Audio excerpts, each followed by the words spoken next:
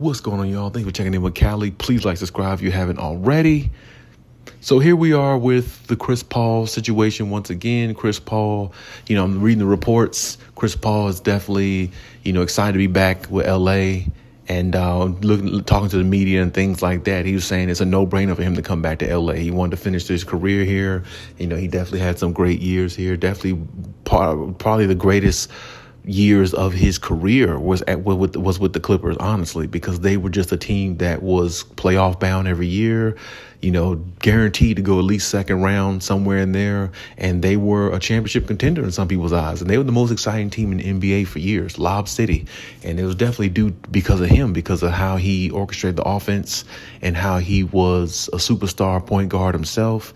And he put everybody in the right place to succeed and score and be at their best. I mean, because honestly, you look at somebody like DeAndre Jordan wouldn't be as rich as he is if it wasn't for Chris Paul. Chris Paul fed him so much and made him damn near an all-star and a valuable big man in the league, to where he basically probably owed Chris Paul all his paychecks. I mean, if you be honest, maybe even a little bit of Blake Griffin as well. So, I mean, it's definitely a good reuniting to see Chris Paul come back to the Clippers.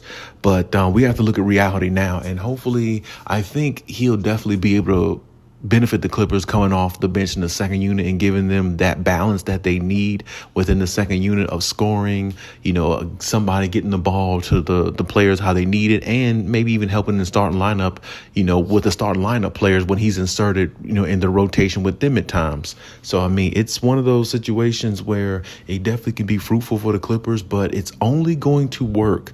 And mark my words, this situation with Chris Paul is only going to work if Chris Paul is 100% willing to accept his off the bench role and not try to be a disruptor in the locker room. I've heard situations in the past about Chris Paul being a little bit of disruptive in the locker room, even with the Clippers, along with DeAndre Jordan and with Blake Griffin, being disruptive in the locker room, trying to voice his opinion a little too much and trying to, be the boss of everything and try to be the guy instead of being one of the guys on the team. In this situation here, he has to realize he's one of the guys on the team. He's not the guy.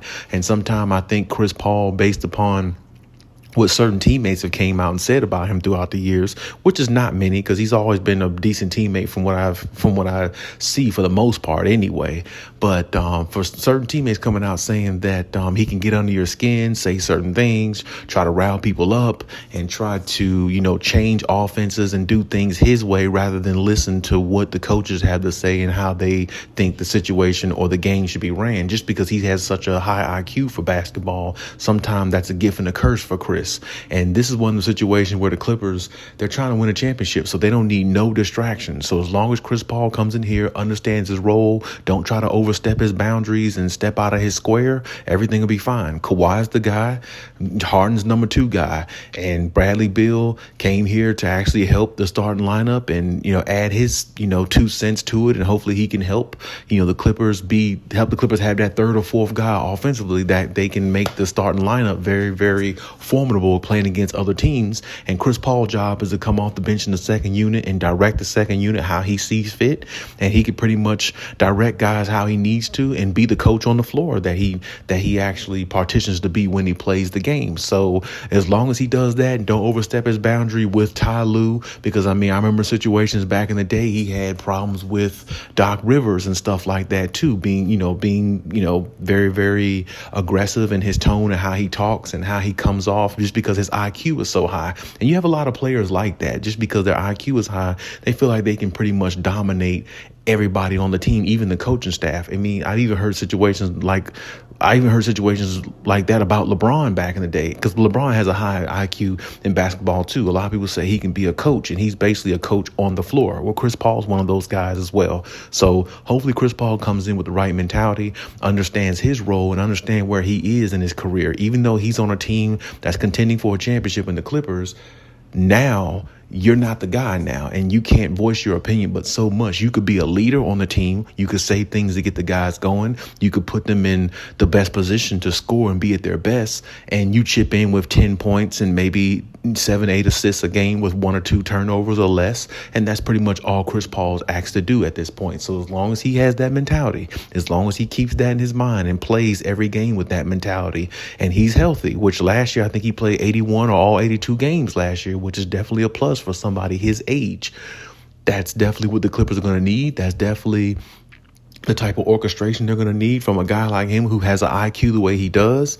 And I think things can go well for the Clippers, because when you look at their team from top to bottom, their bench has balance now. Maybe not a lot of scoring, but they have balance because they have a point guard who can get guys easier shots. Whereas Chris Dunn might get easier baskets, cutting to the basket, backdoor into the basket. You still got Nico Batum who can knock down threes at a decent clip. They still got Bogey. He'll be coming off the bench, basically playing in more of a comfortable role. Whereas this past year, he had to do a little bit more because he was in the prominent starting role, and maybe that wasn't the best role for him. But now he's got somebody like Chris Paul on the floor who can direct a little bit better. It might allow him to flourish a lot more offensively, more or less the way we've seen him on Atlanta. So, there's a lot of good things they have going for him. And then their starting lineup, of course, they still got superstar Kawhi, and they got James Harden. And, they added Bradley Beal, who's going to be the third or fourth guy, depending on how Zubac plays this season, to follow up his great season last year. And, adding John Collins, a little bit of athleticism, defense, and he can knock down a 3 here and there.